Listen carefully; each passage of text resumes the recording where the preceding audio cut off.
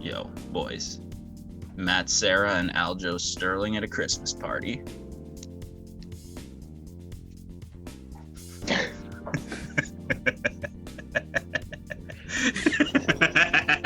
Matt Serra.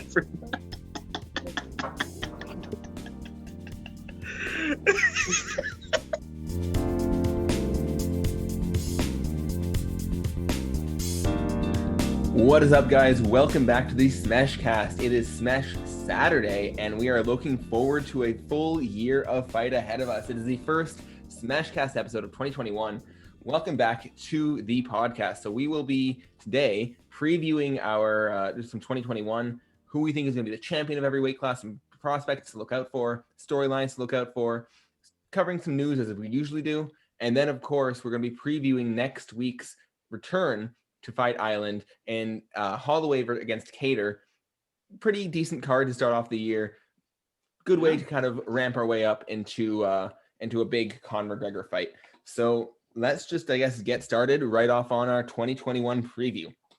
Sounds like a plan. Yeah, so what we're going to be doing here is we're going to go through every weight class, and we're going to be talking about some prospects to look out for. Maybe not always prospects, it's just some guys that we really think are going to make a splash and bring their name up in 2021. And then move into who we think is going to be the champion at the end of 2021 in that weight class.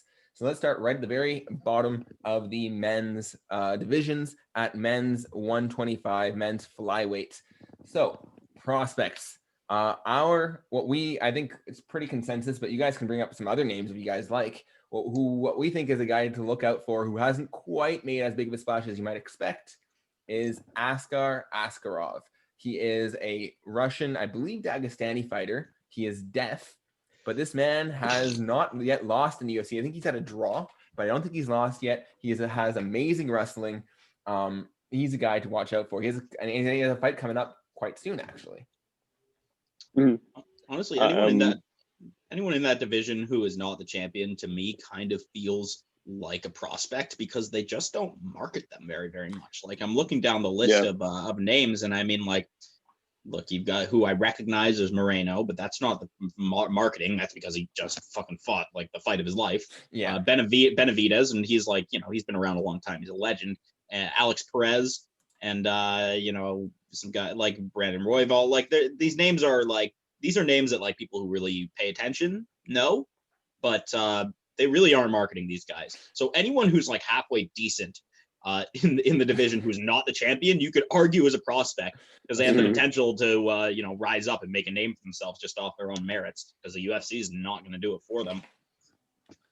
So yeah, when you look at Askar, I mean, this guy is 12-0-1, so he's actually undefeated. He's had one draw. That draw was against that aforementioned Brandon Moreno.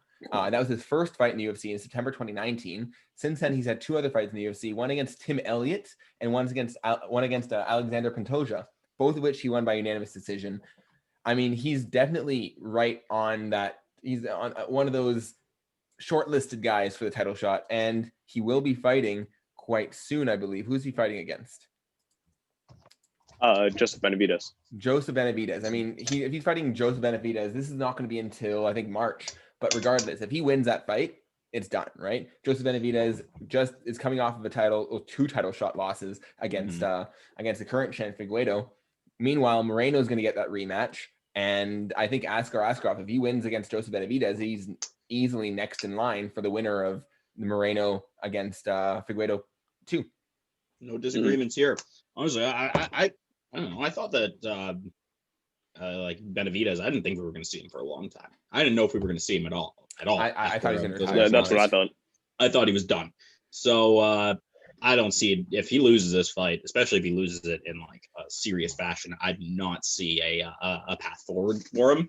Yeah, and I think he's just going to be hurting himself with Askar, nothing to gain. Though I will say Askar is a good guy for him to fight because he's a wrestler, right? He's not quite as punishing as a Figueiredo. He's not going to go and knock him out in the first round like Figueiredo did. So I do think at the very least, Joseph might be completely dominated. He might be ragdolled all over the place, but he's not going to take insane, brutal punishment in this fight, which he's taken too much of in recent memory or over the course of his entire career, to be honest. Yeah. So best of luck to him. But, I don't think this is the year of. I don't think this is the year of Benavidez. This is the year of Askar Askarov, maybe. Yeah, well, we'll see. Speaking of that 125-pound division, I think we have a bit of a short list for who we think is going to be the champion. So of course we have the current champion Figueiredo, and he's looking almost unbeatable. However, of course, as we know, Brandon Moreno just fought him to a draw. However, granted a draw because of the point deduction. Exactly. So the question is, do you think A, Moreno learned enough that he might be able to actually beat Figueiredo the second time? And B, maybe you have to think about maybe Figueiredo learned enough about Moreno that he'd actually be able to put him out the second time more easily. And if you look at that fifth round, it was Figueiredo putting it on Moreno for that fifth round, right? It was Figueiredo finishing off, and that was coming off of 2 week weight cuts in 3 weeks. Because he's coming off that horrible stomach virus he had the night before. He was hospitalized. I mean, do you guys think anybody is going to take this belt away from Figueiredo, or do you guys think that Figueiredo is going to end off the year as champ? It's tough to say. I mean, he's in there looking like an animal. I mean, geez, the last guy that came in and rematched him came in looking scared. Yes, but the guy that rematched him also got knocked out in the first round on the previous time. That's fair. Just seems like people spend a couple of rounds fighting Figueiredo, and they get a little scared. And I don't blame them, because he is a terrifying little man. I really, looking at all the champions right now, I see him as having a very high relative likelihood of maintaining his champ status through the year. Adam, do you see Moreno and maybe, I guess, Askarov in the future being able to take that belt away from Figueiredo, or from Figueiredo? I'm not sure. I kind of agree with Noah, and I think that Figgy will end the year as champion, but I have to say that Moreno will probably be his toughest test in the new year. Like, I want to say that'll be his most competitive fight. Yeah, I have to agree with you. I do think that Askarov, while he has a great wrestling game, Figueiredo has crazy scrambling ability, and his ability to find submissions is such that even if Askarov is able to get him into those crazy scrambles, you never know when Figueiredo is going to just find some sneaky Darce choke or a crazy guillotine out of nowhere in those scrambles and just end it just like that, just like he did against Alex Perez just a few weeks before that Moreno fight. So I really just think that he has so many ways to win. He's brimming with confidence. He's finally kind of settled into his own. I really think that he's going to be a tough guy to take that belt away from him. I think he's going to have at least another year of a reign. Yeah, well put. Yeah, agreed. All right, we're on agreement. Let's move up to 135, maybe a little bit more of an interesting division. I think this is potentially the hottest division in the UFC. Of course, the 155 division, as we know, has been the best division in the world for God knows how long. And I still think it is, but there is a bit of a hipster argument to say the 135 might actually be better than 155. And it definitely is. I definitely will say it's the hottest division. It's the division that when you look at 2 years ago versus now, I mean, the growth, the prospects, the youth that is in this division is just so exciting. And so when you're looking at these prospects, we have so many to look at. We're looking at the full top 15 is like a who's who of fighters. And so right now, I think even though all of our guys, I believe that we have listed here in our prospects are all ranked guys already. These are all guys who one of them's not. One of them's not yet. ranked. Fine. But or could be ranked already. I think all three of these guys are all getting opportunities already. I do think that these are the guys that we really have to look out for. And those three that we have listed are Sugar Sean O'Malley, Casey Kenny, and Merab Dvalishvili. So out of those someone out there is going to be pissed that that you put Sugar in there, but not Marlon Vera, the one who actually has a rank. Yes. So, but I agree with you. Yeah, so Suga, as we know, has had nothing but amazing first round knockouts and freak leg injuries. That is essentially the story of Suga's career. So the question is, will his legs be able to keep him moving? And that movement, as we know, is key to Suga's game. But I do think that if he can get his shit together, the man will be a tough test for anybody. And I think he's a sneaky contender to be maybe a future champion. We just don't know. We haven't seen him against those top level guys yet. Casey Kenny, similar kind of thing. He's also looked amazing against everyone he's fought. I don't think he's lost in the UFC yet. And he has an upcoming bout against Dominic Cruz. And that's going to be a real big step up for him, a real opportunity for him to boost both himself in the rankings, as well as even more so in terms of just star potential and name value. Bro, we were wrong. He's not ranked either. Two out of three of these guys we have are unranked. Well, he will be ranked. Real prospects. These are real prospects. These are real prospects. And then Merab Dvalishvili. I mean, this guy, he's Georgian. The Georgian, by the way, Georgians have come out of nowhere. Georgian fighters the last year or so, and have really been kind of taking a stand. There's what's her name? Liana Jojua is a good fighter. She's kind of making her way up. There's some good Georgian fighters that are kind of coming out of nowhere. The Georgian kids where I grew up, those kids were tough as nails. There you go. So Merab is just like Mr. Gas Tank. He trains out of Longo Serra's gym with Aljo and with that whole crew. And so it's a very wrestling heavy gym, which is perfect for him because this guy gets literally 10 to 15 takedowns per fight. It's insanity how many takedowns this guy gets. Mm-hmm. Yeah. So what do you guys think about the star potential of either of these three guys? Or I guess maybe not just the star potential, but the fight potential. Yeah, I'd agree. They're huge prospects. I mean, like we said before, the entire top 15 is just a super stacked list, and like any of the matchups that will occur will sort of narrow it down. But I feel like seeing Suga build such a big name for himself and looking at his his potential and basically the level of competition that he offers, I feel like he's probably the most promising name out of that list. He's huge for the division. I mean, like he's a big guy. He can cut his weight and really come in there with that big frame, and he uses his range some of the great boxers in UFC. He like really Adesanya seems to have. Yeah, he reminds me a lot of Adesanya, honestly, in his fight style. Yeah, he really knows how to use his range. He's very mobile. His footwork is like unbelievable, top tier footwork and movement. We gotta figure out whether that leg thing was a freak incident that happens 1 in a million times, or if he has some kind of a compromise. And I know he's had injuries in the past, so it is a real possibility that he's just completely compromised on the legs and needs to figure something out. But Casey Kenny has been looking like he has the same kind of like violent mentality as Jan does. Like Jan seems like someone who he just revels in the violence, and Casey Kenny gives me that impression as well. He's just so he's like a wild animal in there, and he looks pissed. He looks pissed when he's fighting you. Sorry, go ahead. I really like him. I think guys like that really have a lot of opportunity to make stars of themselves just by being like seemingly unpredictable and people like tough bastards when they're fighting. So I could see him, if he beats Dom Cruz in this fight, which is, totally on the table because, Cruz is, diminished a little bit and he's coming off of some losses, but what do you call it? But Casey Kenny is, looking fresh out there. He's a young killer. So I think if he wins that fight, I don't know who he's going to get next, maybe like a Jose Aldo or something, and they really just push him down into like the top and try and get him into the top 5. But I could see him he's on a rocket ship, he can move up very quickly depending on how his next fight goes, and he's got champ material written all over him right now for me. Like champ in the making, rather. Like he needs some time, but I agree. I think honestly, so Suga, as we know, I think Suga's I feel like he's the least known about of the three, just because we don't know how durable he is. He hasn't really taken a lot of big shots in the feet either. We don't know what his chin's like.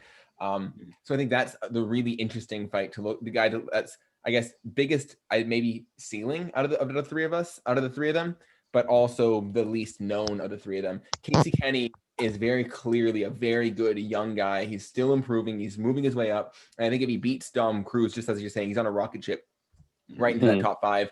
He's maybe 2 fights away from a title shot, maybe 3. I think I would probably see Casey Kenny as the safest bet to be a top 5 fighter come the end of 2021. Merab. Now, the thing about Merab is that as I mentioned, takedowns galore. So most guys have maybe 1 or 2 takedowns. So there's a stat, just takedowns per 15 minutes. Most guys 1, 2. Some guys are really high takedowns, 3 or 4. Merab has a 7.71 takedown per 15 minutes. That's got to be in the top 1, 2 of the UFC. It's insanity. However, what does that tell me about him? It tells me he can't hold you down, because Khabib doesn't have 7 takedowns per 15 minutes, because he takes you down once and then you're down for 5 minutes. Right. He might have 5 attempts, but as soon as you're down, you're down. Whereas Merab, he takes you down, you get back up, he takes you down, you get back up, and it's just that again and again. And what ends up happening is that Khabib, he ends up outgassing essentially his opponents. He can keep doing that, and eventually they just can't get up anymore. But that's still a really it's a really labor intensive fighting style, and B, it means that he can't keep the guys down, which means he's not doing that much damage on them. If he has a guy who can throw in a submission, a guy who can defend some of his takedowns, he might run into some real trouble. And so I actually I consider Merab, while he might, I can even see Merab beating a guy like Suga, right? Maybe if Suga can't keep that range, Merab would probably throw him around. But I don't see Merab being able to do it all the way to becoming a champion. I think that when he fights those top 5 guys, I don't think he's going to be able to do that to a guy like Aljo. Noted, Aljo is his teammate. They're not going to fight each other. But if he was to fight Aljo, I would go Aljo all day. Even if he was to fight like a Corey Sandhagen, I still think Corey would be able to beat him. He'd be able to defend most of the takedowns, and the few times he is taken down, he'd get back up and he'd piece him up on the feet. So I do think Merab has a bit of a ceiling, unless he's able to keep these guys on the ground longer and do something with these takedowns. I think he's going to eventually get himself beaten as a result of just spamming something that's just too predictable. So I think we're all in agreement that Suga and Casey Kenny are the top 2. So if you guys had to put your money on one guy, I'm going to actually say Casey Kenny. Even though I'm a bigger Suga fan than I am a Kenny fan, I do think that Casey Kenny is a safer bet on my prospect to look out for in 2021. I mean, Casey's got the big fight book he's clearly being pushed ahead more quickly right now than O'Malley. Listen, if O'Malley beat Vera, different story, but he didn't. Sure. And now he's, he had to take a step back, and it's been a little while since we've heard of him. Kenny is exploding through the division. He's getting the biggest fight of his career right now, and if he wins, it's going to lead to some very big things very quickly. So I think that he's the prospect to look out for. Adam? I'm going to say Suga is definitely high risk, but with the high risk comes high reward. And I think he just offers the most potential out of those 3 that we listed. Yeah. Okay. No, I don't disagree with you completely. I don't disagree with anything you said there. I just am going to pick Kenny anyway, but it's close. It's close. Definitely a close one. Division. Well, even tougher maybe is picking the champ of this division. I mean, we have now just announced, we'll talk about it in a little bit, but Aljo and Jan were actually just announced finally. It's being rebooked for March 6th. So the winner of Aljamain Sterling and Peter Yan is obviously the champion, but does that even mean that they're going to stay the champion for the rest of the year? I mean, we have some other big guys coming up. We have Sandhagen still creeping up there. Yes, Aljo took him out, so I don't think he'd get a rematch immediately against Aljo if Aljo won, but he'd probably be one fight away. You look at TJ Dillashaw's coming back, maybe against Jose Aldo. Aldo, of course, lost to Jan, but if Aljo was to win, Aldo and Aljo I could see potentially fighting, and maybe he can put up a fight against Aljamain Sterling. There's a bunch of guys in that 135 division that could very well be champion at the end of 2021. It's tough. I haven't seen Jan defend enough that I could really say for certain that he will or will not. But he's got some serious contenders coming up against him. It's a tough toss up. It could be anyone between Aljo, Jan, or Sandhagen. I mean, how about Rob Font? I don't know if I could. I don't know if. Yeah, it could be. What about Frankie Edgar goes on a crazy you tear? Never know. But Cody maybe Garbrandt 2021's the year of the old fucks taking over. Frankie Edgar, Wonder Boy, Overeem. Maybe, right? It's been a crazy year already. Things. Yeah, I mean, it's only been a week, and it's been a crazy year for sure. Check out SmeshCast Politics for all for our brand Coming new 2022. Yeah, we'll wait. Adam? Oh, sorry. Go ahead. No, I don't know how I could make a prediction between these 3 guys. I don't think anyone would bemoan me for saying I cannot reasonably make a prediction. between the three. It is just like they each get a third of the pie, and I cannot say who's going to get the slightly bigger chunk. I'm going to go out on a whim and say that it's going to be one of our veterans, and it's either going to be Jose Aldo or Frankie Edgar by the end of the year. Not even Aldo TJ. Not even TJ. Edgar. Interesting. Yeah. So you say that the Aljamain Sterling Peter Yan winner is going to lose their first title defense or their next fight, if I guess. I think so. But okay, so I think that's a really interesting argument.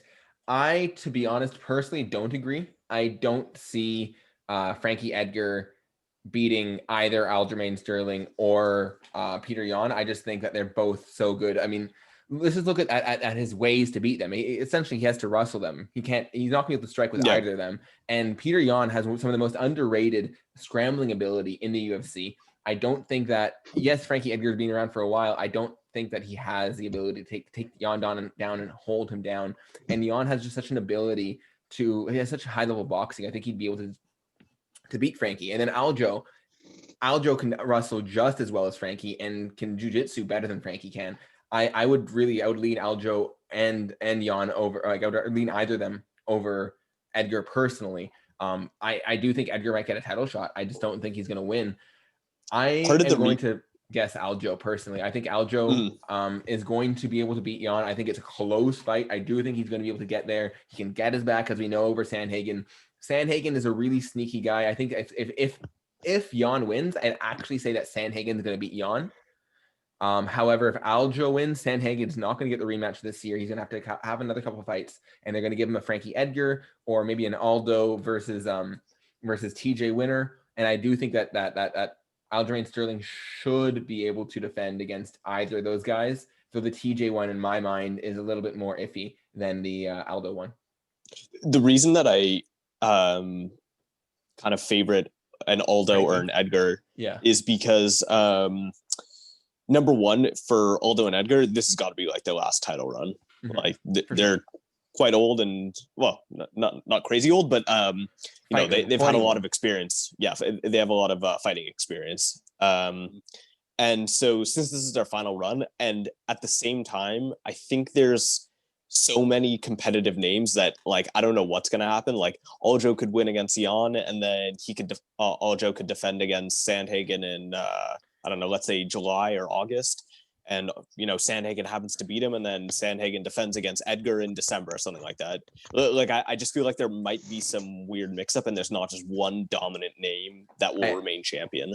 Yeah, I agree with you. I do think that this is going to be a belt that is likely to be passed on.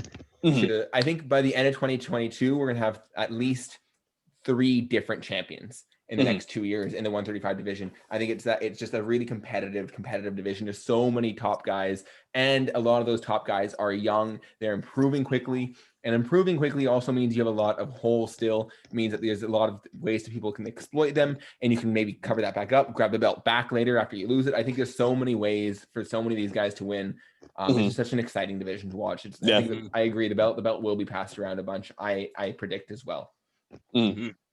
All right, let's move on to 145. This is one where I think we also have a bunch of prospects. This is not quite as hot as 135, but we do have a bunch of prospects to talk about. Bryce Mitchell, the American jiu-jitsu phenom, with I think you could just call him the American. That really says it all about him, doesn't it? He's a twister king of the UFC. Only actually gotten one twister, but I mean, he's gone for more than one. Ryan Hall, another big jiu-jitsu guy. Thank you, Adam, for adding that in. That's another very good name. He hasn't fought in forever because no one wants to fight him, and you can see why. I'd love to see a Bryce Mitchell Ryan Hall fight. That is just, that's beauty. That's a jiu-jitsu fans just wet dream, honestly. We have a couple others. Josh Emmett had a huge win over Shane Burgos. He did take a lot of damage. He had a bunch of big injuries. I believe a knee injury. He's going to have to get surgery on that. So, I mean, when he does come back, he's a guy to look out for. I don't see him becoming champion, but I do see him holding a top 10 ranking for a while, maybe even top 5. Mm-hmm. And then lastly, we have an upcoming bout on the McGregor card on January 23rd. We have Hakeem Dawodu, Mean Hakeem, our Canadian brethren, against Shane Burgos, who just coming off that loss against Josh Emmett, but that was a crazy fight. Burgos has some amazing boxing. He has some decent jiu-jitsu as well. I think the winner of that fight is also a prospect to look out for in 2021. Who do you guys have your eyes closest on this year? I mean, for me, it's. Oh, sorry. After you know. No. Oh. All right. I'm just gonna go then. I mean, I don't like the guy, but I'll be watching Bryce Mitchell. He's beast in there. Maybe that's a controversial statement to make. Apparently, Bryce Mitchell kind of don't like him. Fucking weirdo, dumb anti-mask idiot. But he can throw those hands, and he can grapple the shit out of you and fucking put you into all sorts of weird, uncomfortable positions. He can pretzel you. Yeah. So I mean, it would be interesting to get like a complete fucking moron in like a champion position where they're going to be like talking to the media all the time, and like we get to have like all sorts of dumb audio clips like a Tito Ortiz. So yeah, I'll be keeping my eye on him because I'm sure he's got plenty of funny shit to say in the future. Rant goes out to that one guy who didn't like when I made fun of Bryce Mitchell. His accent. Yeah, he sent you to hell in those YouTube comments. That was great. Oh no, the YouTube no. Dang it, Adam. Although he hasn't fought in a while, I'm gonna say Ryan Hall, just because he's a very smart guy, and he has incredibly high fight IQ. Well, the contrast. It translates to the fight game. Like, I think he just has incredible fight IQ, and his jiu-jitsu is like crazy. It's probably top 5 in the UFC, but he also has incredible striking too. So I feel like he's the most promising name for me. Yeah, I think Ryan Hall is probably the guy with the highest ceiling. The problem is that we just can't get him a fight. No one wants to fight him. So if we get him some good fights, I think Ryan Hall probably has the highest ceiling out of everyone we mentioned here. Bryce Mitchell, very, very good grappler, but we saw in his last fight, he actually got beaten on the ground a little bit in some parts. He ended up winning the fight, but it was quite close. It was not nearly as dominant as his win over Charles Rosa. And so Bryce Mitchell, I think he's been exposed a little bit. And he doesn't have as quite of a high of a ceiling as I thought he did. Hakeem Dawoodi is very, very good, very, very just clean, striking, crisp. He's mean. He goes after you. Fun fighter to watch. Same with Shane Burgos. I just don't see them being champions. I do see them both, again, along with Josh Emmett, holding down some top 10 positions. I just don't see either of those three becoming champion.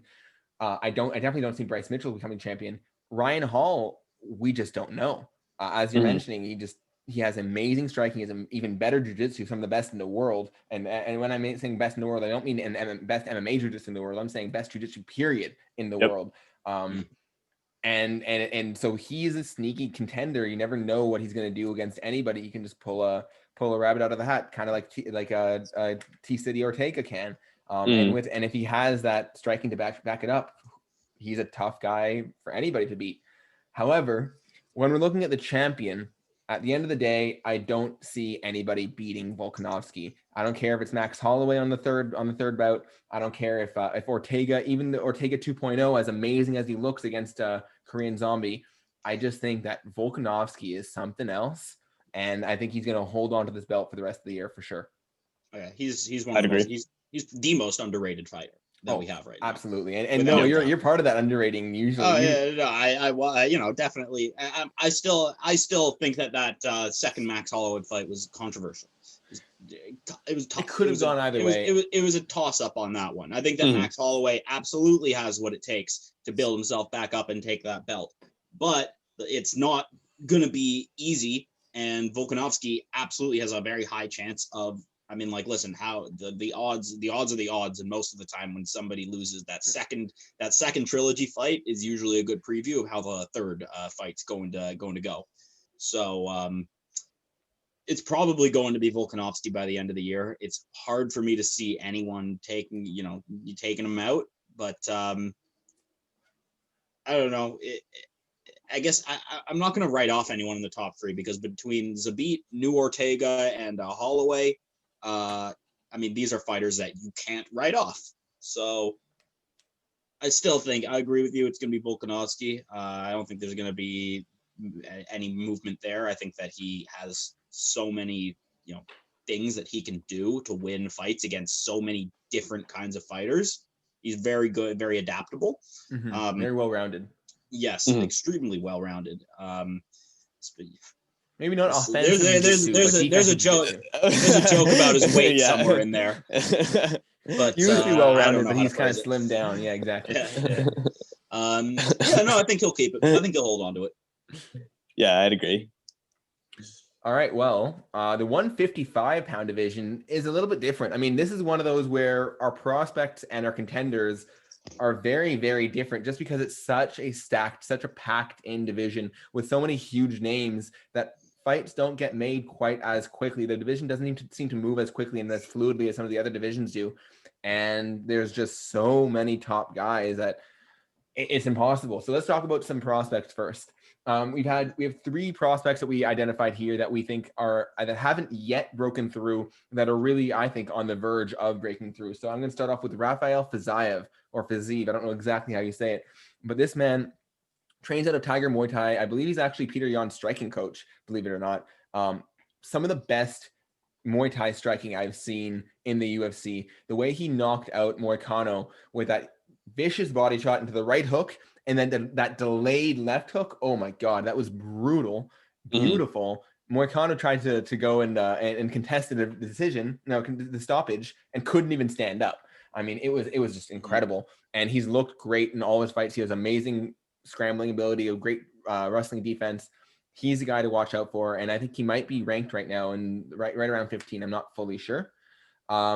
Islam Makhachev, we all know, has been a prospect for a couple years now. He hasn't quite gotten those big breaks we thought he was going to. He's supposed to fight against, who was he supposed to fight a few weeks ago? RDA. And that fight got moved and then canceled, and then Paul Felder stepped in last minute. But again, this is mini Khabib, or not mini Khabib, I guess. Early Khabib. Khabib is really pushing him as the next Khabib and the next guy. I don't know if he's quite at that level. He put him up there. He said Khabib recently said the 3 best guys in the division are Conor, Poirier, and Islam. Yeah. And Khabib, you could argue that maybe he's putting on his own guy there. But Khabib's also like a guy who I think will call him like he sees him. I think that I don't think he'll say something unless he truly believes it. There's a joke about some darker stuff that he said about a month ago, but we don't need to go there. That's for the MMA politics podcast. And then lastly, the third guy is another actually striking coach. However, this man is a striking coach of none other than Alex Volkanovski and Israel Adesanya. This man goes by the name of Brad Riddell. Brad Quake Riddell is a beast. He comes out guns blazing. He's got, as you would expect from Adesanya's striking coach, incredible hands, incredible striking, great awareness, great feints. He's a little bit more, I guess, blood and guts kind of fighter than Adesanya. He does get hit a lot more. He isn't quite as fluid, as slippy, but again, he has great hands. He has great awareness, and he's a guy to watch out for. He also, I believe, has a fight booked in the either next week or the week after. Brad Riddell, who's he fighting next? Big question. But he's also undefeated in the UFC, which is obviously awesome. I cannot. Usually, it just pops up when you type their name in who the next fight is. But maybe he doesn't have another. It. I thought he had a fight booked in next week or two. Shit, if he does, I don't see it. Is that like next week even? Jesus, we're off our game. We are. We're a couple of billies out here. We're out to lunch. I can't find it. I guess maybe he doesn't. Maybe I was wrong. Well, regardless, when he does come back, he is a guy to keep your eyes on. He is definitely out at the very least a fun guy to watch. So definitely keep an eye out on Brad Riddell. I love, an angry little man is always fun to watch. So out of those 3, who do you guys call your prospect, your guy to look out for, the guy with the highest, I think, potential, or you would say potential, to end off 2021? It's hard for me to put a lot of doubt into Khabib's perspective on a fighter's ability. So I guess I'll say Makhachev, just based on the fact that I don't think that he's just the kind of guy who would, just like give props to his teammate just cause if someone's, when someone asks him who are the best fighters, the fact that he even named like if he was just trying to name people he liked, he could have snubbed Conor easily and said Gaethje or something, but he didn't. He could have said Oliveira just based on what he said. He didn't. He said who I think he thought were the three best guys. I find it interesting, by the way. He put Poirier over Gaethje. I found that interesting. I think he's probably considering how Gaethje was like ineffective against Khabib, but Poirier got him into that very tight choke. Who on a lesser fighter would have tapped. Oh, anyone but Khabib, he would have gotten with that guillotine for sure. Adam, who's your guy? So Makhachev for Noah. Maybe not Tony. He might not have got Tony with that choke. He might have put Tony out, but he wouldn't have tapped. No tap. No tap. But Tony, he might have put Tony's out, but Tony's body would have still been active somehow. Tony's body would have elbowed him in reaction. So I agree that Khabib putting getting the word out there, saying that he has a lot of confidence in Islam, I think it means a lot and holds a lot of value to that. That being said, Islam hasn't been nearly as dominant in his performances like Khabib has. Doesn't mean he's a bad fighter. I still think he's a fantastic fighter, but there's just a complete different level between Islam and Khabib. So for that reason, I'd probably go with Rafael Fiziev. His fight was against Moicano was crazy and super fun to watch. So I'd probably say he's one of the best prospects to look out for. Yeah, I feel like I do have to give the edge to Makhachev just because I feel like, again, it's kind of a safer bet. I think that we do know a bit more about him. I think he's underperformed, if I'm being honest, compared to and not that he hasn't performed well. He's performed fantastically. I just think his ceiling is so much higher than what we've actually seen from him. Especially just given what everyone talks about him in the training room. I've heard DC talk about him in the training room and just says he's just something else. We just haven't seen that come out. I think that we've heard similar things about Zabit, and that also hasn't quite come out in the octagon. So I think if we can see, if he kind of unlocks that full potential, he can be a top 5, even 155-pound champion. We just don't quite know yet. I just think Fiziev doesn't have the well-rounded game that the other guys do. I think he's incredible striking. I don't think he has the wrestling offense. And I think when you don't have wrestling offense, it does change things quite a bit because it allows your opponent to get a little bit more comfortable on the feet. And when we're talking about guys like Conor or guys like Gaethje, I think that these guys, when they don't have the wrestling threat to worry about, are going to be able to really put up a fight. I don't know who I think I'd probably favor Gaethje or Conor over Fiziev. That's not saying that Fiziev couldn't beat them, but I do think I would favor the other two guys over him. Whereas with Makhachev, I would also favor them over him, but that's more because I don't know what he is and I think if we see a bit more of Makhachev's dominance, we could even imagine him beating a Gaethje or a Conor. Yeah, there's a lot of potential in all these guys, but Makhachev absolutely has a lot of unknown potential right now that we can really see come out in this year now that Khabib is out of the picture. Yeah, so moving into the champion at 155, this is another really kind of difficult discussion because Khabib, it looks like, won't be the champion by the end of 2021 at the very least. If he's coming back, he's not coming back for more than one fight. So I left Khabib off this list. If you guys disagree with me, you can no, he's not coming back. Even if he comes back, he's not coming back for long enough to be the champ at the end of 21. So when looking at who will be the champ, I think Conor McGregor, Dustin Poirier have to be on that list. There's no question about it. Justin Gaethje has to be on that list. Charles Oliveira has to be on that list. Who am I missing here? Islam Makhachev has to be on that list. These are all on the table. We're getting some Michael Chandler. How am I forgetting Michael Chandler? Of course, and of course Dan Hooker. So I think those are the main guys that we're gonna have up here. The way I kind of see it here, if Conor wins, I can see him maybe fighting once more for the belt. But once Conor has the belt, I'm a little bit worried about him leveraging it into a Manny Pacquiao boxing match. What? Conor No. And so I won't hear that kind of slander. I wouldn't be shocked if Dana actually strips him and says, no, you're not holding up this 155-pound division anymore. It's been held up for too long with his whole weirdness. And I can see him being stripped. I can also see Conor holding on to it and ending off I think it's a really, really tough discussion here. I don't know. I actually don't know who I see. I'll let you guys go first. For the end of 2021, I have no doubt he will be champion. Like, you think he'll finish the year champion? Yeah. I feel like almost 100% confident that he will finish the year champion. I get the feeling that this time around he wants to be super active, whether that means having a boxing match somewhere in the mix of this year, I don't know. But I get the feeling that he wants to stay super active at 155 and maybe even 170 as well. But yeah, I'd go him for sure. I mean, I think he's going to beat Poirier. Sadly, to my dismay and to the extreme satisfaction of my very casual fans who have never heard Poirier's name once in their lives, I think he's going to win that fight. I think the question, it comes down to how active he chooses to be, because I don't know, it's tough. Like I could maybe see someone like Oliveira taking him down and being very successful on the ground. That's a very real possibility at this point. I mean, the most recent showing we've had of Conor is the Cowboy fight, and that, arguably was a fight that Cowboy should not have been in, was not really equipped for.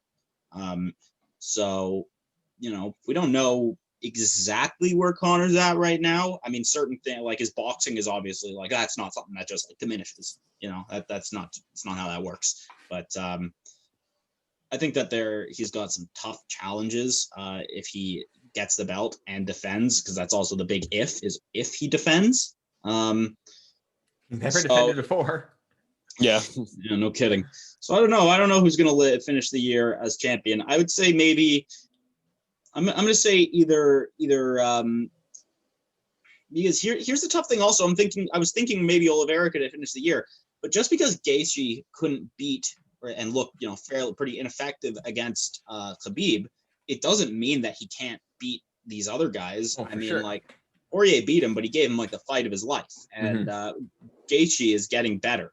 And, he doesn't have to worry in his next fight about that takedown pressure that Khabib provides. And he can just go in there and do his thing and just fucking throw down. So tough one, but sadly, I don't know if Poirier is going to be champion. I think that the most likely are going to be either Conor, Oliveira, or Gaethje. I'd like to see Oliveira, though. I'd like to see a fresh face. Mm-hmm. The reason I think it's going to be Conor to such a degree is because he's the best counter striker in the UFC, and every single one of those top 5 fighters are just punching machines, and like whatever happens, they're still feeding into that counter punching technique. Yeah, I see what you're saying there. I think what's going to happen, I do see Conor unfortunately beating Poirier, even though I actually would like Poirier to win that. I really love the guy like Poirier is, and I would love to see him get that huge win, and then that, of course, massive payday that follows in maybe a rematch or maybe just whoever he fights next. I do see Conor winning that, and then I think that Dan Hooker is going to beat Michael Chandler. And because I think Dan Hooker is going to beat Michael Chandler, I don't think that the winner of that fight is going to get a title shot, because I think if Chandler won, he'd get a title shot. But I think that Dan Hooker is going to win. They're not going to give him a title shot because he just lost to Poirier. They're going to give him one more fight beforehand, which means that the winner of Gaethje against Oliveira is going to probably face Conor for the belt. That's what I see happening. So I don't know who I edge in that Oliveira versus Gaethje. It really depends on how good Oliveira's jab can work, and if he can get Gaethje to the ground. If Oliveira can get past Gaethje, I do see Oliveira being able to beat Conor. I'm not saying that Oliveira right now would beat Conor. I'm saying that if I watch Oliveira fight and beat Gaethje, I think anyone that can beat Gaethje with all those tools that Oliveira has, it'll just show that his tools are up to that level where he can also beat Conor. So I will say that if Oliveira wins, it will be Oliveira at the end of the year. If Gaethje beats Oliveira, I see Conor beating Gaethje no matter what. I think that Gaechi does not have I think he has a chin, but he doesn't have the he gets hit too much. And Conor has that one punch knockout power. Conor gets hit, but not to the level that Gaethje does. I do think that Gaethje has obviously crazy power. Conor has a chin. It's underrated, but I think he does have a chin. I can see, I think that Conor would beat Gaethje. So I'm going to say either Conor or Oliveira. I think the safer bet is Conor, but I think Oliveira has a very real chance of, after all these years in the UFC and then on this crazy, 8-fight winning streak now, if he can get past Tony and then Gaethje and then Conor, I mean, damn, dude, what an amazing, I mean, he's up at Tony level. Yeah. Right. And Tony on that 11-12 fight winning streak. And then Oliveira will be at that point on 10-fight winning streak and a champion. Craziness. If Oliveira can pull that off, then the hell, what a legacy beating. And by the way, Conor, geez, I think the fans, including myself, would be calling for an Oliveira Khabib fight because of Oliveira's style. He really mimics Tony Ferguson in his style, except he's a younger version of Tony. He's a guy with less miles on the clock than Tony, even though he has been around for a long time. He hasn't taken the damage that Tony has. Yes, he's not as weird as Tony, but he has those crazy darces, the Darce Knight rises. He has the jab. He has the elbows. He's able to cut Khabib. I think Oliveira is a fun guy to watch and could be a sneaky contender for a Khabib beater. Yeah. Okay. All right, let's move into 170. 170 is another interesting one. We don't have anyone that really stands out at 170 except for the obvious, and that is the 15th ranked Khamzat Chimaev as a massive prospect, of course, with that huge fight against Leon Edwards that is going to be rebooked for the third time or fourth time. Who even knows at this point? But it will be rebooked if he can get past Leon. Obvious title shot, and he's on a skyrocket. He's on a rocket ship. It's a big if, of course. Other than Khamzat, we have Chaos Williams and Michelle Pereira, who just had their fight a couple weeks ago. I think both of them still are big prospects to look out for. And then other than them, we also have Michael Chiesa, who's been surging at 170 since he made the move up from 155. He has a big fight against Neil Magny. If he can get past Neil Magny, he's just a couple fights away from a title shot. And finally, Muslim Salakov. Not a lot of people are talking about this guy, but he is a very good fighter. He's coming off a bunch of big wins, including one over Elijah Zaleski dos Santos just a couple months ago, who was another guy that people were excited about at 170. Muslim Salakov is I believe he's a sambo, like a gold black belt or master of sport or whatever they call him out there in sambo. I don't even know, but he's very, very high level. He's Dagestani. He's another guy that we have to watch out for. Yeah, absolutely. Gotta keep an eye out on those Dagestanis. Always beasts. I like the cut of Pereira's jib. He's fun, entertaining, jumping all over the place, doing crazy shit, but he can get his shit together. And when he does, he's a very dangerous, highly technical fighter who is much. I think that he does a good job of really lulling people into a sense of I'll beat this dumb fuck doing weird, stupid shit. And then he comes in there and he can do that weird, dumb, stupid shit and smack you upside the head. And then he can also throw like some very technical striking at you. His jabs are so good. Oh yeah. He's so quick. He's so athletic. Yeah. He's big, strong guy for the Division 2. That 170, those 170ers, I think are like the peak UFC physique. Those guys have speed and power. And they are easily the scariest. 55 to 85. I think that whole range, those three divisions. Yeah, just some very well-rounded physical fighters. But Khamzat's hype train has died down a little bit for me. Honestly, I don't know about you guys, but he's just been off for a while. These fights just keep getting delayed. And the further away we get, the more far removed we are from his entrance, the more clearly we can see that his opponents weren't anything special. He beat his opponent. He beat guys that, like, could you tell me that the guys he beat, if Leon Edwards was fighting them, that it wouldn't have been just as easy, if not more easy? And then you add in other things like Leon Edwards 2 has like an 8-second KO, one punch in the UFC. Like, it seems a lot like the gap is become much further. And I'm not going to contest that Khamzat is a hot prospect who has a lot of potential and likely will stay in the ranks, even maybe could be a champion someday. But no, there's the hype has died down I will substantially for me. I will just quickly say, this is just a perfect example of just like UFC fighters, us UFC fans have very short-term memories. And when you saw Khamzat coming out, you're like, oh man, he's crazy, he's so good. We haven't seen Leon forever. We forget about Leon. Khamzat's huge. And then after a while, Khamzat hasn't fought in a while. You're like, all right, no, Khamzat's not that great. Leon really was the real deal. I think that's more like I mean, sure, yeah, UFC fans have short memories, but I don't think it's an unrealistic. Oh, I don't think it's unreasonable by any means. Say that Khamzat's hype has died and that Leon is absolutely my heavy favorite to win that fight. I agree with you 100%. I just think it's just a very classic. All UFC fans in general just have short-term memory. There's always like short-term bias. What do we call it? Recency bias. Recency bias. Yeah, right. Yeah. Like that's huge in MMA in general, both from the fighters and the fans. And I think this is a perfect example of that. Yep, things always look a little different in hindsight. I mean, frankly, I think they should book another Tito Chuck fight. I mean, it wasn't so bad, and in hindsight, it was fine. Chuck got some. Well, I don't remember it, so it doesn't matter. Yeah, it was fine. No, just I don't think he remembers it either. No, and we're talking about either guy, to be honest. Adam, who's your contender to watch out for in 2021? At 170.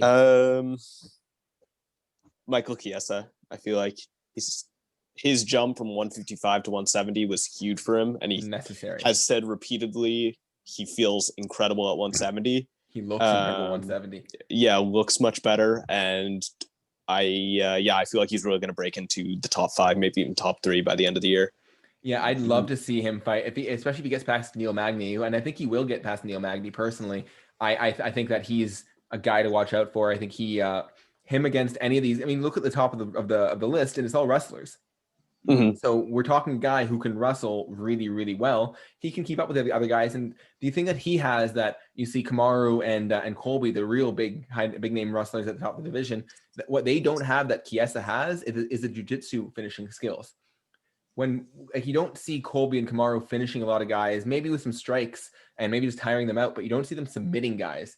Mm-hmm. You see Kiesa submitting guys, and you see him riding them and dominating them, not just not Khabib style riding where he just kind of pulls them back down, or Colby style.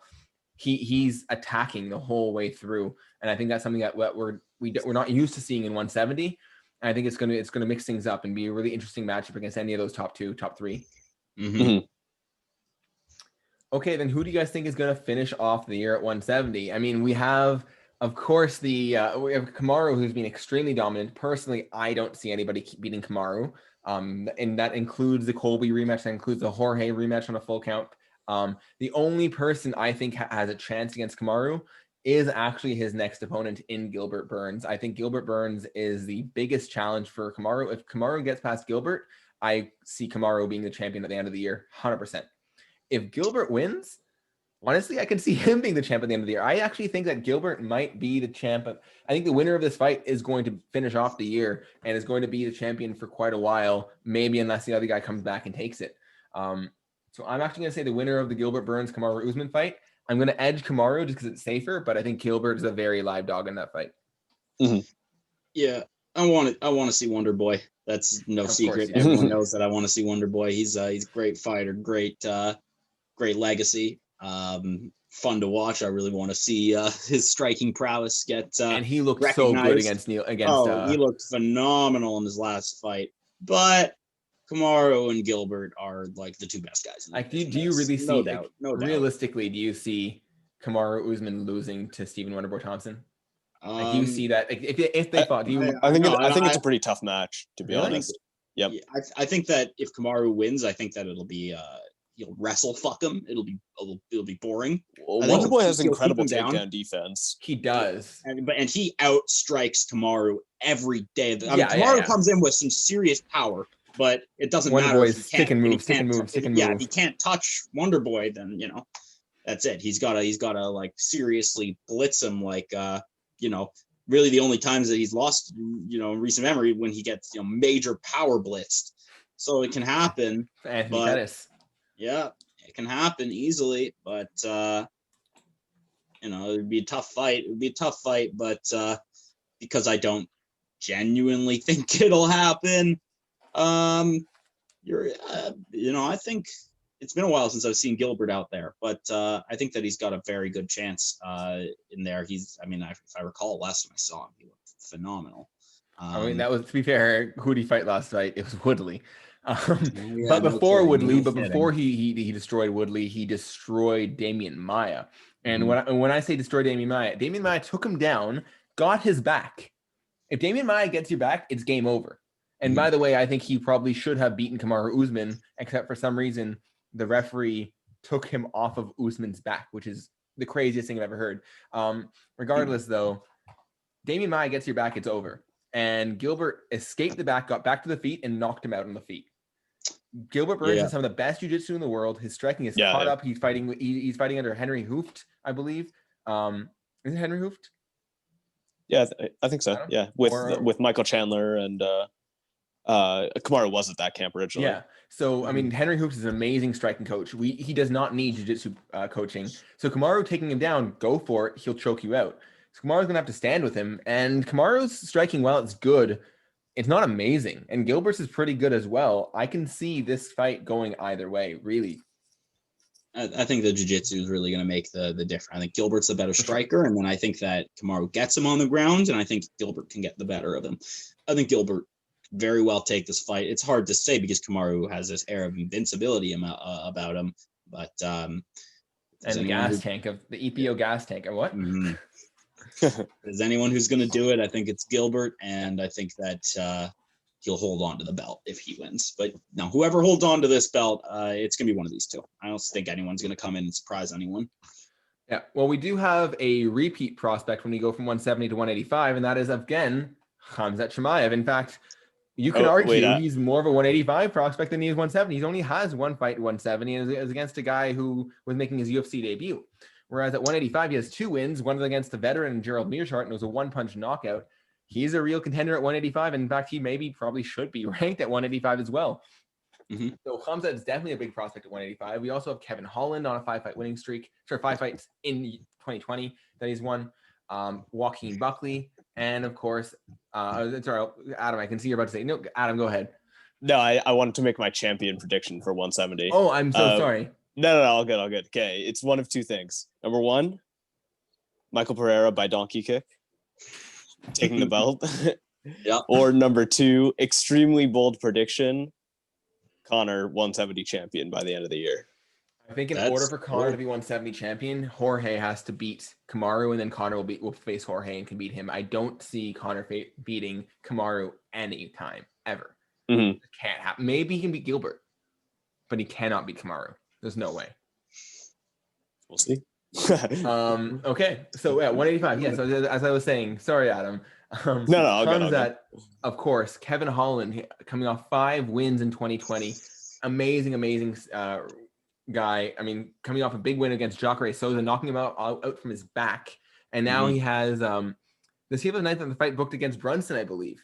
So that's a great fight. If he wins that fight, he's really up into either a title fight or like a number 1 contenders fight. So Holland's a guy to really look out for. Joaquin Buckley coming off 2 big knockouts. Of course, everyone knows that Impa Kasanganay won. He had another one a couple weeks later against, I think it was Jamie Malarkey. Maybe it was someone else. And that was someone else against Jamie Malarkey. I don't remember who Buckley knocked out the second time. It was another great knockout. And he's fighting again next week. So Joaquin Buckley is active. He's fighting a lot, which means that he can actually work his way up the rankings if he keeps on doing this. Dana likes him. The fans know him now, and they might give him some favorable matchups so we can see some more of those big knockouts. So Joaquin Buckley is definitely a guy to look out for. But of course, it is important to note that Holland did face him and knock him out clean earlier this year. And then the other guy who no one's really talking about, but it's just, this is not a guy who's even in the UFC, just a guy to look out for at 185 in general. I'm just curious where his career is going to go. The guy goes by the name of Alex Pereira. Now, Alex Pereira is the last kickboxer to knock out Adesanya. Adesanya was winning that fight. He was clowning a little, and he got left hooked out cold, and he paid hard for clowning a little. He should have, stuck to his guns a little bit more and not done that. But Alex Pereira is a real dog. This man is only coming into MMA now, though. He's 33 years old. He's 1-0. He's knocked the guy out. But you never know what kind of wrestling defense a guy can put together. And if you stand up with him, it's over. So he's a guy to look out for. I think he's interesting. But in terms of the UFC, I think my prospect has to be Kevin Holland. I mean, when you look at the guy coming off 5 straight wins, I definitely favor him against Brunson. He's long. He has long arms. He's got power from every position. He's got good enough jiu-jitsu to, go to the ground and hold his own against Jacare Souza. I mean, he's a guy that you need to keep your eye out on. And of course, I agree completely. And of course, Dana likes him, which is always a help.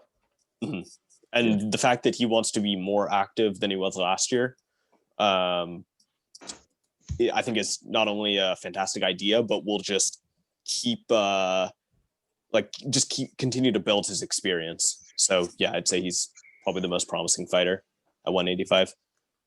Noah, who's your prospect? Are you agreeing with us? It's Holland. Yeah, no, it's Holland. It's Holland. That's the obvious pick. There's no one else. All right, well, let's go into champions. So champion's a bit of an interesting one. So Izzy Adesanya is our current champion.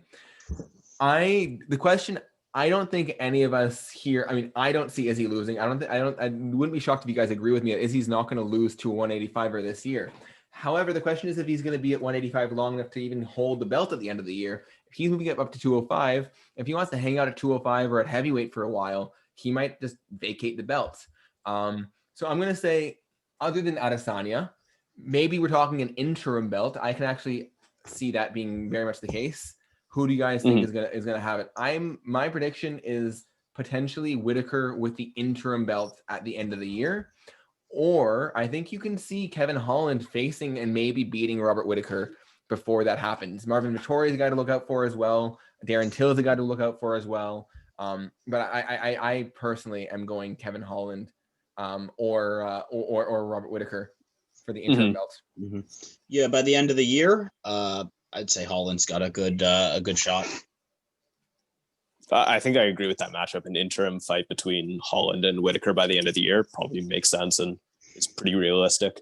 I think actually what you can do, I mean, right now I believe they have Vettori against Till. Might be in the next matchup. So if you did like Marvin Vettori against Darren Till, and then you did like if Holland beats Brunson, you could do like a Whittaker versus Costa.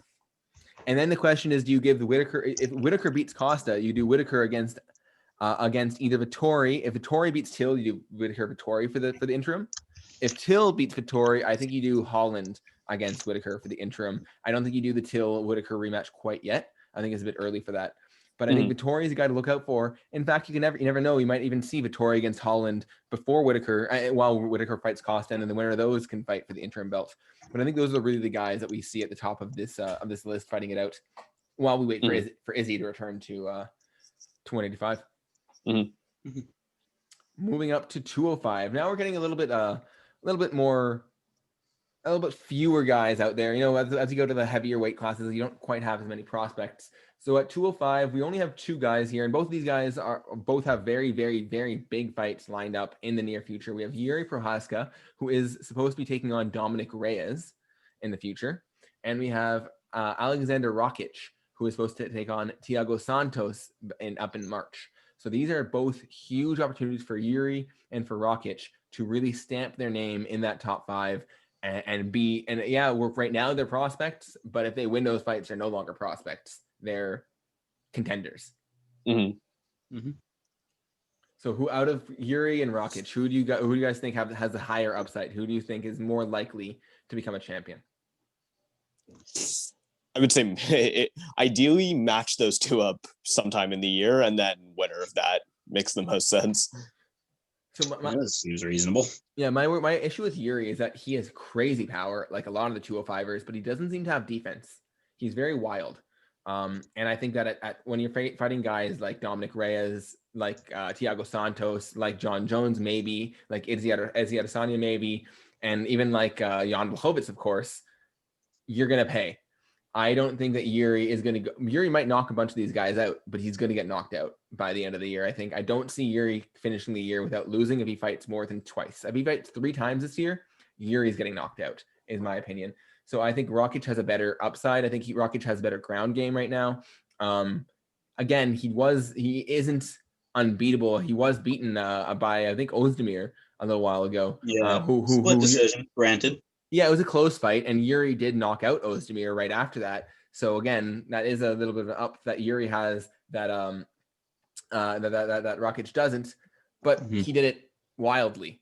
And so yeah, he might have gotten, quote, not lucky, but again, you're always running the risk of getting yourself countered. And I think when we're fighting these top level guys like Santos and Blachowicz who can counter like no one else, he's gonna. I think Rakic has a better upside, and we saw him manhandle Anthony Smith on the ground for quite a while. He's clearly got a ground game that can, at the very least, he can handle guys like, or maybe hopefully can handle guys like Santos on the ground, or maybe even a Glover Teixeira on the ground. Yeah, just gonna have to wait and see. But yeah, I'm liking Rakic. He seems like he's got a lot of promise. What about champions? This is also interesting. So currently we have Jan Blachowicz, who's been one of the most underestimated, underrated guys ever in the UFC. Who, when he fought Reyes, it was almost a formality that Reyes was just fighting him just to get the belt because he needs to fight somebody. And Blachowicz knocked him out, and brutally. Now we have Izzy Adesanya coming up to 205. He seems like the clear favorite over Blachowicz, but you never know. So we can see either of those guys winning, becoming champion, and then defending. We don't know if Izzy's going to defend at 205 if he does win. We don't know if John Jones is going to come back to 205. And of course, Glover Teixeira is still waiting in the mix there, waiting on a title shot that he does absolutely deserve. So out of those, I think 3 guys, maybe if you want to include Thiago Santos in there, though he did this lose to Glover Teixeira. Yeah, maybe. Who do you guys see ending the year as champion? And I guess we can include John Jones in that discussion if you think he's going to come back, which I personally do not think he's coming to 205 in 2021. No, I'd agree. I don't think he returns to 205 at all. I wouldn't be shocked if you're correct there. I mean, yeah, this is a tough call. I mean, the big first question is obviously who's going to win. Izzy Blachowicz. And I think we all lean Izzy here. I think we do. I think that the consensus for most people is Izzy, but Jan's nothing to slouch at. I mean, those body kicks are devastating, and Izzy's tough to hit, but he is hittable, and it doesn't take too much for Jan to really put something out. 205er. But Izzy's a striker like none other in the division. Nobody there has faced anyone who, is even remotely like him. And he has fought at these higher weight classes before, too. He has experience. So I think I edge Izzy always because he's, no matter who he's fighting, he's always coming in with the experience bonus. And then you add to the fact that he's fought at these higher weight classes and had success there in the past. I'm going to give it to Izzy in this one. I think that he could very well be champ by the end of the year. And I mean, I'm thinking like if he's fighting a guy like Glover, for example, it's a tough question whether or not he could like put him out because we've seen Glover come back from like the dead many times. But that damage does catch up with you eventually. Absolutely. And as invincible as someone can seem, Tony, for example, that damage catches up to you. I think that Izzy could make pretty good work of the light heavyweight division this year. Adam? So I definitely lean Izzy in his upcoming fight. The only thing is I'm just not sure what he does from there. And I think that's sort of what's exactly that's the contingency of like what the year will end out with and who will be 205 champion, because I can't really see him defending against Glover or a Santos or something like that. Name, right? Yeah. So, maybe they just let him hold on to the belt while sort of 205 works itself out a little bit, and maybe there's an interim champion thrown in there at some point. But I'd lean Izzy. Yeah. So I had a very similar take. I think what's going to happen is that Izzy's going to win, and then he's going to fight John Jones. Maybe he fights him at heavyweight, but he's going to fight John Jones next. And so what I think is going to happen is Izzy's going to end off the year as champion, with Glover Teixeira ending off the year as interim champion. And I think he's going to fight I think if Rakic beats Santos, or I think he's going to fight either Rakic or Yuri Prochazka. I think he's going to beat them because I think he's going to take them down and do exactly what he did to Santos. And he's going to become interim champion while Izzy goes up and faces John Jones as the undisputed champion. Mm-hmm. Yep. All right, let's finish off the men's weight classes with our 265-hour heavyweight division. So we have, again, not a ton of prospects, but we have 2 prospects that we found stood out to us. One of them is the obvious, Cyril Gahn, knocking out JDS in his last fight. He's a 250 or so pound monster that moves like he's 180. He's got power, he's got speed, he's got leg lock submissions on the ground at heavyweight. That's crazy. And the other guy that we have up there is it's Tom Aspinall. Tom Aspinall hasn't had a lot of fights in the UFC. He's quite new, but he has shown some very fast hands. He's shown some very good just potential. And so he's coming up. He has a fight against Andrei Arlovsky in a few weeks. And I think that'll be a really good indicator for us about whether he still has it. Because Andre, while it doesn't have a chin anymore like he used to, while he isn't at all the guy he used to be, he can't be at 46 or whatever. He's a guy that has enough veteran tricks. He's found a way to win a lot of fights that many people thought he shouldn't, just like that Tanner Boser fight. So I think that if he can get past Andrei Arlovsky, he's the guy to look out for. Yeah. I think that Gahn is still my favorite prospect. For sure, I agree. For 2021, he's just such a breath of fresh air for the division, and he's bringing in a lot of skills that historically, when guys come into the division with the same kind of skills he has, they excel and they rise to the very top. So it's going to be interesting. The only problem that's in everyone's course is the Ngannou problem, because it doesn't matter how good you are. They have found a way to create the perfect man who. No. Yoel Romero is a perfect man. Ngannou is the second. I let you. If he's so perfect, how come he's not here anymore? Boom. Ask Dana about that, but okay, that's a whole other discussion. Yeah, Gahn's my prospect for the year. Guy to look out for. Possible champion by the end of the year too, in my opinion. Possible champion. So I guess Adam, do you agree? It's all gone. Yeah, I agree. It's all gone. I want to say he doesn't have a fight booked, but I wonder if Alexander Gustafsson will have any more fights at heavyweight, because I think he has a lot of potential there. I think he sort of got unlucky fighting Werdum and got into that leg lock submission, but I feel like he would be pretty promising in a lot of other fights at heavyweight. So. Yeah, I think that's a very it's a hipster argument, but I like that. It's a very, I didn't think about Gustafsson. I think if Gustafsson does want to come back, he's a guy to look out for. Of course, I don't think we can really call John Jones a prospect, but he's also a guy to look out for at heavyweight, obviously coming in. So that goes into our heavyweight champion discussion. Of course, currently we have Stipe. He's coming off his trilogy against DC, but of course DC is now retired. So he has a fight not quite booked, but it should happen hopefully in April against Francis Ngannou. I don't know who you guys see winning that. Personally, I actually edge Ngannou, even though Stipe has done everything he has. I think he's gone through too much punishment, and Ngannou is just such a beast. This hits so hard. I think he's not going to beat him. But then you have John Jones potentially coming up if he doesn't fight Israel Adesanya. You have maybe Israel Adesanya coming up. You have, of course, as we're mentioning, Cyril Gahn looming in the corner there. So who do you guys see ending off 2021 as the UFC's heavyweight champion of the world? I think Stipe fares better against Francis than you guys think. I think Stipe can get the takedown and hold him for the whole fight if he wants to. I think that listen, if Ngannou lands his shot, I think it could be over, but Stipe could just have it his way the entire fight. And if it starts going that way, there's going to be very little that Ngannou can do. I think that Ngannou beats Jones. I think that Jones. I don't think that Jones is as prepared for that kind of that style of fighter who can just windmill you into annihilation. I don't think that. Yeah, exactly.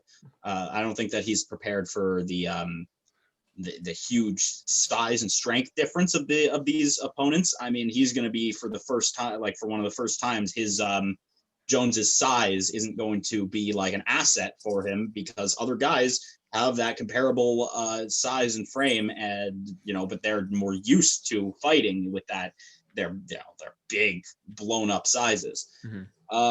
I mean, Jones could just dump Ngannou as well. I wouldn't write off his wrestling, of course, But Jones, if you look at his last few fights, he's looking very defensive. He's looking very, much more hittable than he once was. And, I'm sure when he gets in, when his first fight it's going to be a 5-rounder. He's going to be a headlining fight, obviously. So maybe he can ride his gas tank out. But I see Ngannou knocking him the fuck out much easier than I see Stipe, who already knows what to expect with Ngannou. Okay, so who do you see ending the year as champion then? If he's and Stipe beats Ngannou, but Ngannou beats Jones, but Jones beats Stipe. Yeah, fighting's weird like that, huh? So how do you see it playing out? Who do you think is going to end off? I think Stipe is champion by the end of the year. It's so tough for me to see. He's taken damage, but the guy is still fully in it. He himself is I don't know why the fuck everyone's saying I should. I'm planning on retiring. I'm not going anywhere. He's in it. He's with it. He's ready to go. He's had time off to really recover from the damage he's taken, and I just don't think that anyone presents as big a threat to him at the weight class as Cormier did, and he dealt with him, in an expert fashion. Yep. So I give it to Stipe. Adam? I'm gonna edge actually Ngannou. I think he's going to be extremely active this year, especially if he wins against Stipe, because that's something that he's always shown his intent to do. He wants to be an extremely active fighter, but his biggest problem is that he wasn't able to get a fight with the champion post fighting Stipe the first time. Yeah. So I feel like once he is champion, if he's able to get that belt, he'll fight a lot throughout this year and, hopefully end the year as champion. But I would probably edge Ngannou. Yeah, I'm going to agree with you, Adam. I would edge Ngannou as well. I think that Izzy and Jones are going to be too preoccupied with each other. And even if Jones does fight Ngannou, I do think Ngannou's going to knock him out, just like Noah was saying. And as I was saying, I agree with Adam. I think that Ngannou would also beat Stipe. So I see Ngannou winning this heavyweight belt in April and then defending it once against, I don't know if it'll be a Stipe in a rematch, or maybe it'll be a Jones, but I do see that I think Ngannou is going to end off the year as champion. Mm-hmm. All right, so we've lost Noah. However, we still have myself and Adam. So we're going to go into our women's divisions, and then we will do a little preview for next week. Women's 115. So this is obviously the most exciting of the women's divisions. This is the one that's gotten the most attention and the biggest names and biggest fights. Right now, we have Zhang Weili, of course, as the champion, but we have some prospects coming up. We have Tatiana Suarez, who hasn't fought in what seems like a year or so, but she's very, very, very good wrestler. She's kind of the Khabib of MMA. The question is really her injury status. She's had a lot of neck problems. She had neck problems back when she was wrestling, and it's continued in MMA. The question really is, can she be healthy enough to fight often? And if she is healthy enough to fight often, I do think she's going to really, really put it on some of these girls. Mackenzie Dern has had some amazing wins, some amazing both striking and jiu-jitsu. She's a woman to watch out for in all aspects of the game. And our other big prospect to look out for is Yan Xiaonan. She hasn't had a lot of, hype behind her, probably because she's a foreign fighter. She doesn't speak English, so there's not a lot of, she's from China, so there's just not a lot of hype behind her in the US.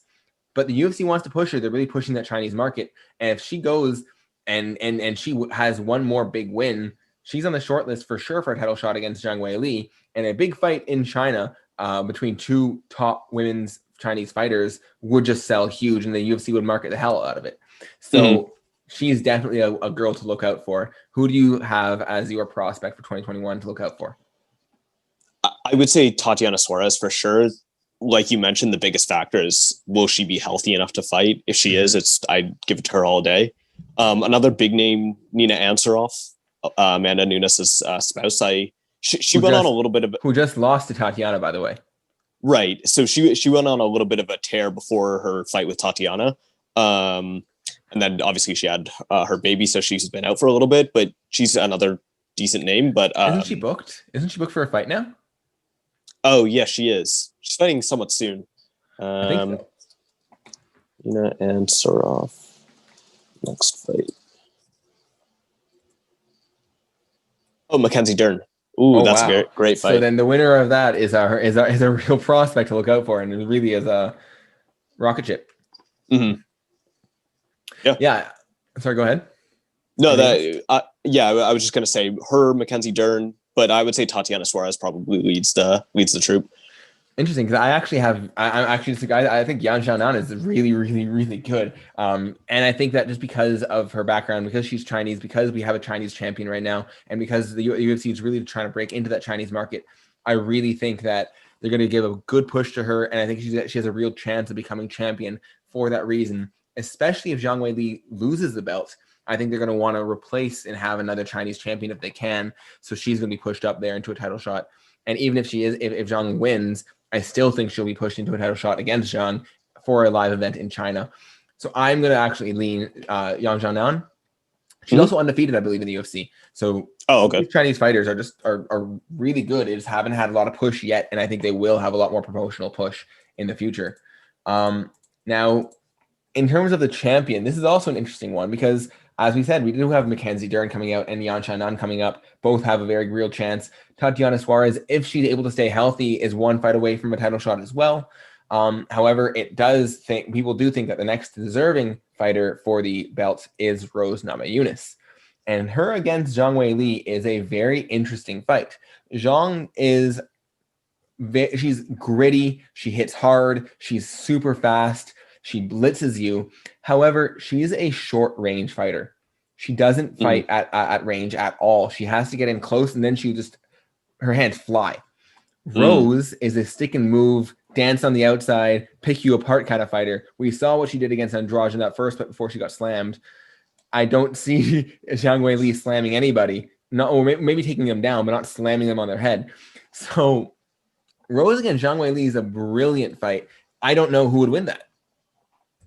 Yeah, I'm quite torn because Zhang Weili's just improvement has been incredible. Like, she has had such a great push by the UFC, and she is only getting better and better. So I'd say to end 2021, it's one of those two. I agree. I just don't know who. I think it also depends on if they give Rose the fight, because we all know Dana's being Dana. And there's some confusion and there's some debate about whether or not she's going to get that next fight. I think if Rose gets that next fight, I think it's a winner of that fight was going to end up being the champion at the end of the year. Unless there's a rematch, you never really know. But it's got to be one of those two. Even though Yan, as I said, is up there. Tatiana, I just don't actually expect her to be healthy enough to fight that often. If I had to pick one person, I would say Zhang Weili, especially because I don't know if Rose is going to get the fight. But I think Rose has a very, very, very real chance. And Mackenzie Dern is always out there lurking in the corner. Joanna and Jacek as well. Arguably beat Zhang that first time. And if she works her way up, she's probably one fight away from another rematch with that. So I think that can happen as well. Now, up in the higher women's weight classes, we don't have quite as many contenders. It's not quite as competitive. Of course, we have Valentina Shivchenko, who I don't even think we have to bring this up. 125 champion. Who is going to be the champion at the end of the year? It's Valentina. Same for 135. It's going to be Amanda. It's going to be Amanda. But people look out for Joanne Calderwood. Has had some good wins, and then before she lost her title shot to who she lose to? Was it Chukagian or was it someone else? Honestly, I can't remember. Liz Carmouche or someone, I don't even remember. But regardless, JoJo is in line for another title shot. Macy Barber coming off that knee injury, if she heals up, never know, could work her way up, pose a bit of a challenge for Valentina. Antonina Shevchenko, Valentina's sister, has shown some good improvements in her ground game, especially. So she has a chance to win as well. I just don't see anybody beating Valentina. I don't even know really what we can say about this other than that. Yeah, no. I don't have much to add. Yeah. In 135, 145, I think the only person that can really challenge Valentina for that 135-pound belt, challenge Amanda Nunes for that 135-pound belt is actually Valentina. I do see Amanda beating her in the rematch because I think Amanda's just bigger. Amanda's just stronger. I know that Valentina did put up a good fight in that second fight, but I think that Amanda's gotten too good. I think when he looked at the way that Jennifer Maia was potentially stronger than Valentina in some areas, physically stronger, Amanda's definitely going to be way stronger than her in those same areas. I just don't see Valentina beating this version of Amanda. Yeah, to each their respective weight classes, I say Valentina will remain the 125-pound champion for a long time, and same to Amanda Nunes at 135 and I guess 145. Yeah, the only person I would say look out for at 135, that's just an interesting conversation. She's not in the UFC. She was just signed to the PFL, but Clarissa Shields, the Olympic, a two-time, I believe, Olympic gold medalist boxer. She's 10-0 in boxing, making her UFC debut sometime in 2021 in the PFL. If she's able to string together some good wins, get some wrestling defense, she's training out of Jackson Wink, which is a fantastic camp, of course. They're the guys that brought Holly Holm out of boxing into being a world champion UFC fighter. So that's a good move. She's a really interesting person to look out for. Of course, I don't expect her to fight for a UFC belt in 2021. I don't know if she'll make the UFC. I mean, she won't be eligible to be in the UFC until 2023, probably. So we'll see what happens with her, but she's someone to keep your eye on. Yeah, she's very young, so she has a lot of promise. And she's very athletic. She's not just a pure boxer. She's a very athletic boxer. And I think that's very important for someone that has to learn wrestling and jiu-jitsu in a short period of time and kicks, right? If you've seen her videos of her kicking, obviously she does not look like a UFC fighter, but as someone that's never kicked before, she looks quite good. She's definitely got some natural ability. So I'm excited to see her progression in MMA if she devotes herself to it enough. Okay. We had a couple just general MMA predictions for 2021. I was just going to say, I think that Stipe is going to retire at the end of the year, especially if Stipe loses one fight. I think he's going to retire. I think actually after the Ngannou fight, win or lose, I actually think Stipe might retire unless he's promised a John Jones fight after Ngannou. If he's not promised John Jones, I don't see why Stipe is going to continue fighting. He has a family. He's taking forever in between fights. He's got a second job that he cares about a lot, and he works full time. I don't see Stipe staying around for 2022 personally. No, I'd agree. He has nothing left to prove. He is one of arguably the best heavyweight fighter in UFC and combat sports history. So I agree with you that if he beats Ngannou and if he is promised a Jones fight, he'll fight that, and then that'll be it for him. Yep. All right, what's your prediction for 2021? More of a wish, but still a prediction. GSP Khabib, I hope by the end, maybe right before GSP turns 40, we'll get the dream matchup at either 165 or 170 or something. I doubt it would be at 155, but just a matchup between the two would be ideal for me. So actually, let's go on that just for a second. So everyone knows about this legendary conversation that Dana's been talking about for months with Khabib coming up just in a week or maybe even this week in Abu Dhabi. So what do you think the contents of that conversation are? Do you think that Dana says he has something up his sleeve, something special for Khabib planned? Do you think that is that GSP fight? Obviously, you wish that's what it is, but yeah, that's what I wish. I would think so. I mean, you could give Khabib, $15 million for a Conor 2 fight. I don't think he takes it. He doesn't take money no matter what. Yeah, I don't think money is what affects him. He can make money however he wants. Right. What intrigues him is, I think that that legendary status and the competition, and I think GSP, frankly, is the only one that could offer that. I can't see any other matchup. He's not going to fight Kamaru. I don't think he fights at 155 again. Like, I feel like it would be at a catch weight or 170 or something like that. But yeah, it would have to be a legendary name, and I can't think of any other than GSP. So I don't think it's necessarily just the fight that is going to be discussed here. Khabib just bought this Dagestani MMA promotion that he renamed Guerrilla MMA promotion. I think he really wants to preserve his father's legacy and continue his father's work in bringing Dagestani MMA to the forefront of the world. And I think what's going to happen here is Dana's going to offer him something big with his MMA promotion. So it's going to be a fight pass deal for sure. I think and maybe he might get some of his buddies signed. Maybe he'll get Islam a title shot or something. I think he's going to do a lot of work to try to promote Dagestani MMA in general, and maybe even a PI in Dagestan. That'd be crazy. Can you imagine a UFC PI in Russia? Oh man. So I think that if Khabib can if Dana was to offer Khabib some of these things, and in return maybe Khabib comes back for one more fight, I can see Khabib taking that. I don't think it's Khabib's. I don't think it's the money or the personal anything that's really going to convince Khabib to do anything.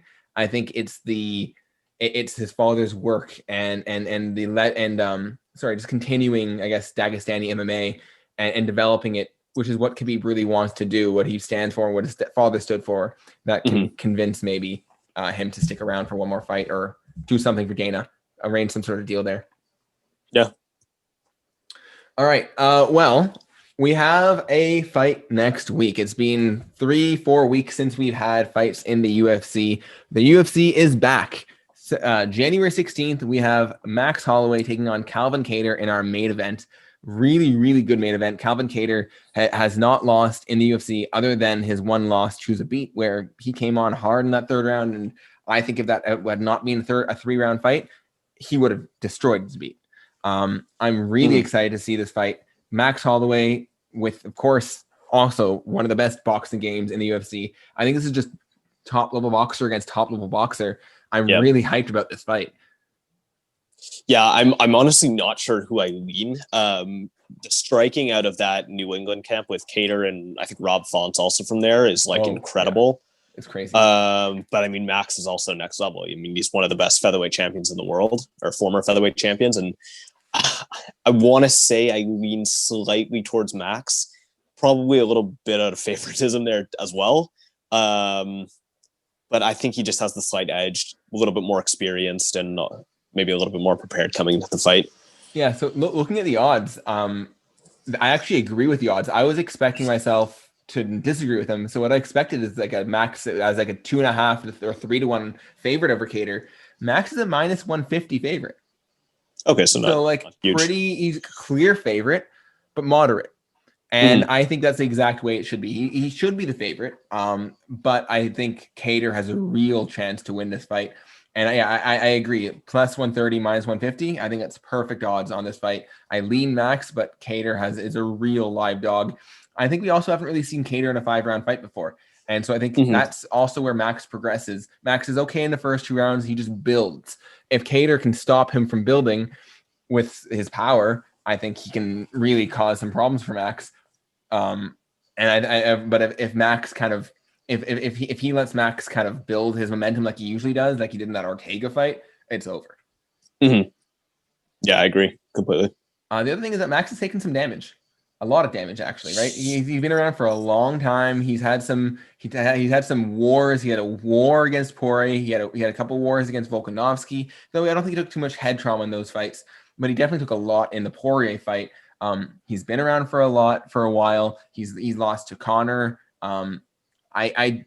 You never know, as we say, when the floor is going to drop off from under you. And as a fighter, it doesn't always happen gradually. Sometimes just overnight, it's over, right? We look at Tyron Woodley. Overnight, all of a sudden, wasn't the same guy.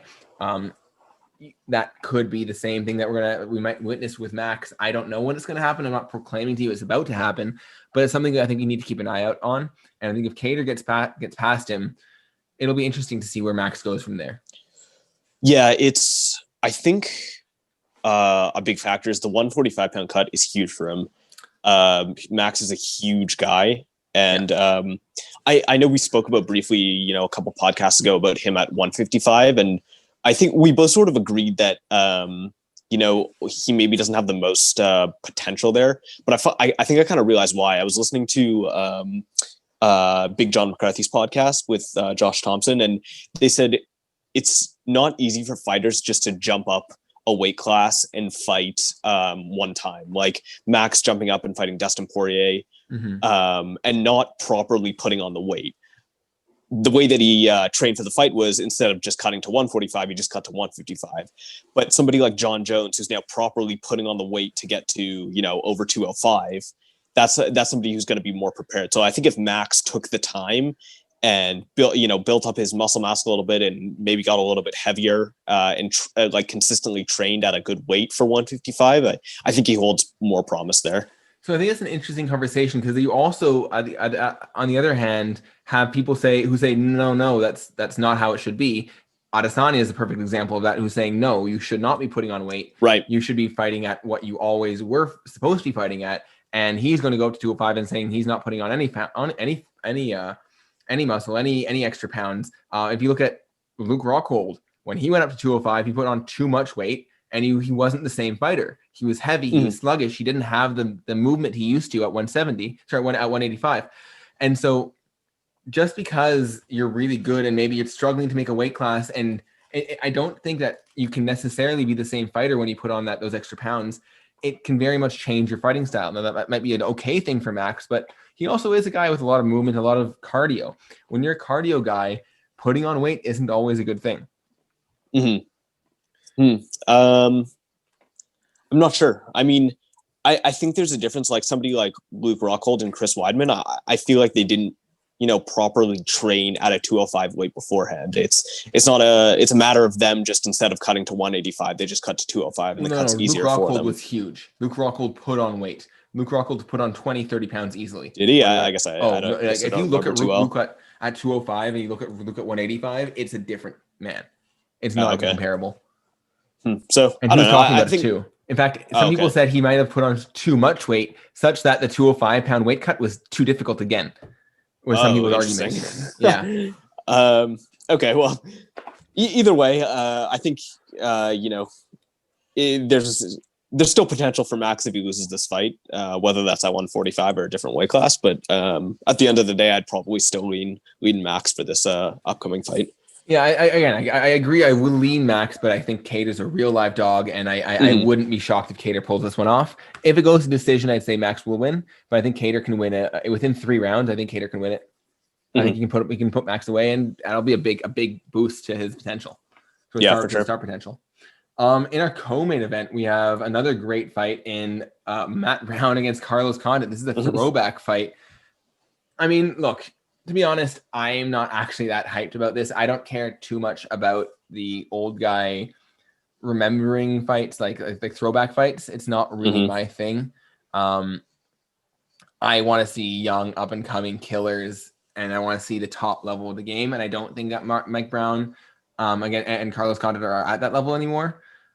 But I'm sure it'll be a very fun fight. Matt Brown, sorry, not Mike Brown. Yeah. Yeah, I don't know. They're both veterans of the game. Loser should retire. Winner should retire as well. They don't have anything left to prove, but Yeah, Condit looked okay in his last fight, right? He had some. He did have some good range management. He had some good fakes, some good jabs. Condit he is the favorite, -160. He should be the favorite. At the end of the day, though, I don't see him having any sort of top 5 potential. So I always say, if you're not going to be the champion, what are you fighting for?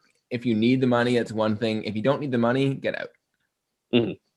That's my personal view. In addition, other great fights. Santiago Ponzinibio has not fought in over 2 years. In fact, I have actually never watched him fight live. He is taking on the Leech, Li Qingyang, who is another great fighter. I think he might be coming off a loss, but Ponzinibio, from what I've been told, big power, fast, just really, really exciting 170-pound guy. I don't know why he's been out for 2 years, though, and what he's going to look like. Ring rust is a thing.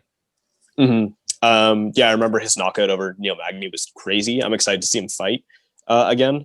I would definitely lean Santiago just because he's the type of guy that shows he's got a lot of hunger for the game, and I feel like he'll get the fight. Yeah, I mean he's a -2.5. He's a 2.5 to 1 favorite, and I think he should be. I think we both lean Santiago in this fight. But I think it's gonna be a really fun fight to watch. Last 2 guys to look out for: Joaquin Buckley and Phil Farrell Haws. These 2 guys are both coming off big knockouts. Buckley over two big knockouts. Phil Haws, an 18-second knockout as soon as he got into the UFC. His very first fight in the UFC was an 18-second finish. So I think both these guys are gonna be exciting. I think both these guys are probably being fed guys that the UFC thinks they can potentially knock out because they want to continue this the hype train around them, right? So I think that these guys are both going to have fun fights, good fights to look out for. I think it's gonna be a fun return. It's not a super stacked card, but it's decent. It's an okay fight night. The Wednesday card is a little bit worse, but this first fight night back, it's a good opener to 2021. Yeah, for sure. Exciting fights.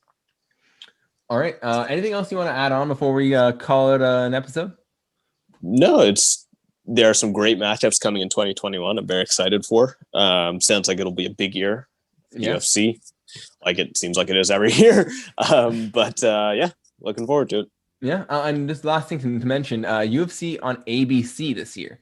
I don't know if you hear about this. It will be on ABC coming up on this Saturday. So that's an interesting one. It is still an arm of Disney. So it is still kind of ESPN. They still have SportsCenter kind of pushing the fights, but it is a little bit different that they're returning to some cable television, not just ESPN. But anyway, it's going to be interesting. Yeah. All right. Well, then for Noah, who's no longer here, for Adam, and for myself, I am Rowie. We will see you guys next week on Sunday. Thank you guys for listening. Yeah.